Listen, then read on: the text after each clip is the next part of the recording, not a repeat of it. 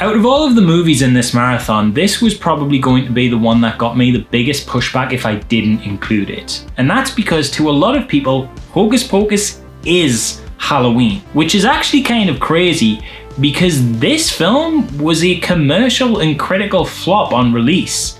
Renowned critic Roger Ebert even went so far as to give it a damning 1-star review. And honestly, he was probably one of the ones who was a little kinder to it. Somehow though, despite being a theatrical flop, this movie managed through TV reruns, word of mouth spread and strong VHS and DVD sales to claw its way out from damning obscurity into the pop cultural consciousness and become the hallmark of Halloween it is today. I mean, you can buy officially licensed costumes of this thing now at most fancy dress retailers. There are other films in this marathon that were massive successes immediately, and even they don't have anything close to that honour. For whatever reason, Hocus Pocus has legs. The film follows the story of Max Dennison, a young boy who moved from the big bright lights of LA to the more quiet suburbia of Salem, Massachusetts. Struggling to fit in and suffering from that new kid feeling, Max quickly becomes a target for local bullies, leaving him disenfranchised by his new home. However, he finds a potential silver lining in his new crush, Allison, a young girl with a deep interest in the history of the area, specifically the story of the Sanderson sisters, Winifred, Sarah, and Mary, 3 witches who tormented the area hundreds of years ago, stealing away children to absorb their youth before being hanged by the angry townsfolk, but not before casting a spell that would allow their resurrection should a virgin light the black flame candle on a full moon during Halloween. Very specific set of criteria, I know. I mean, chances are really this'll never— oh no, Max did it. In an attempt to impress a girl because he's a stupid idiot, Max decides to light the candle. Mind you, I can't talk. I once lied and said I was an experienced and competent climber in order to get access to a bouldering wall and then proceeded to fall off said wall. I had never climbed before. I just said that I had so that I could go on a date with this girl because she was really pretty. Moral of the story is boys are stupid. Anyway, this act resurrects the 3 witches and puts himself, Allison, his younger sister Danny, and the rest of the city in grave danger as the witches must consume the souls of children before the sun rises in order to stay alive. With Danny as the most obvious first target, the kids must outlast the night, aided by an immortal talking cat named Binks, one of the witches' victims from years ago who was turned into a cat after they killed his sister. Now you might have noticed a couple of odd things in that synopsis that sound a little weird for a Disney family film. Firstly, the concept of virginity being an active plot point feels very off-brand for Disney's squeaky clean image. Especially for the 90s where their live-action efforts were things like Inspector Gadget, Flubber and the Mighty Ducks, not the teen to adult targeted Marvel movies of today. Hell, excluding one brief moment in the opening of Iron Man 3, I don't even think they really ever make any allusions to sex, or I suppose rather, lack of, in this case. I just feel this is worth noting because how uniquely odd, right? Secondly, yes, you heard that right. I did say the children are killed in this movie.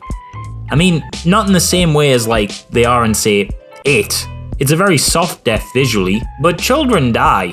What the hell, Disney? Even Monster Squad, which had like limbs getting blown off and nudity and swearing, didn't have a kid fucking kick the bucket? Jesus, lads. I always vividly recalled these 2 things being the big takeaway I had from the film when I was younger. Because at that point, A, virginity would just meant nothing to me because I was like, what, 6? It was a totally meaningless concept. And it was only when a kid who had way too much knowledge for a young child told me all about what sex was on the schoolyard that I was like, oh shit!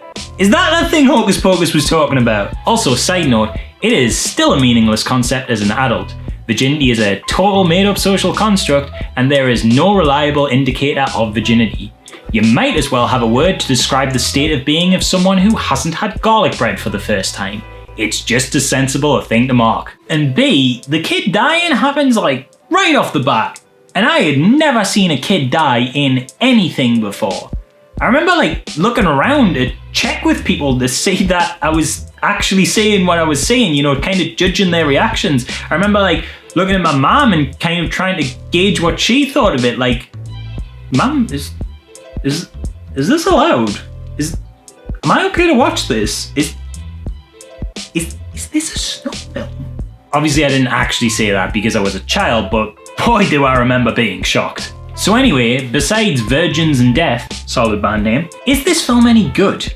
Yeah, it's fucking great. Sometimes normally when a film isn't well received on release but then I like it later, I can often kind of tell why it didn't fly at the time or why it doesn't really vibe with some people. Like, oh yeah, like I get why this didn't resonate. But with Hocus Pocus, I'm seriously confused where all these 1-star reviews came from. I don't want to get hung up on reviews that existed in the 90s. If that's how people felt at the time, like, far be it from me to tell them different.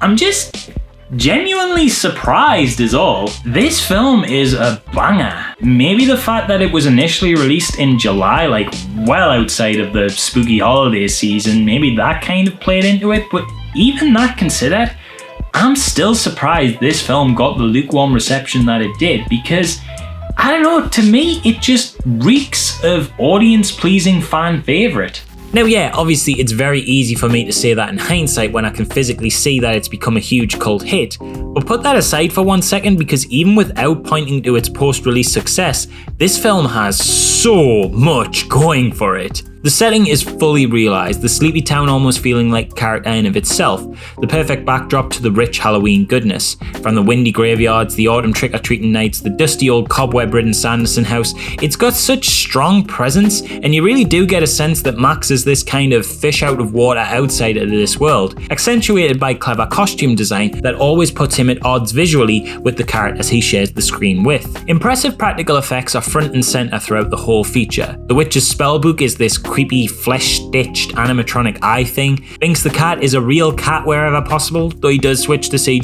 to emote and talk, but it doesn't look half bad even still, especially for 1993. The Witch's capes billow convincingly in the wind during flight, and a real practical effects show stealer comes in the form of Doug Jones' character Billy. Ever the king of costumed creatures and monsters, Doug here plays Billy, the lead witch Winifred's resurrected old lover, and he looks fantastic.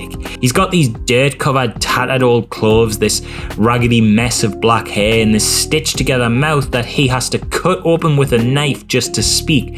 And when he does so, he coughs up all the dirt and leaves from his years of being buried. God, it's so cool.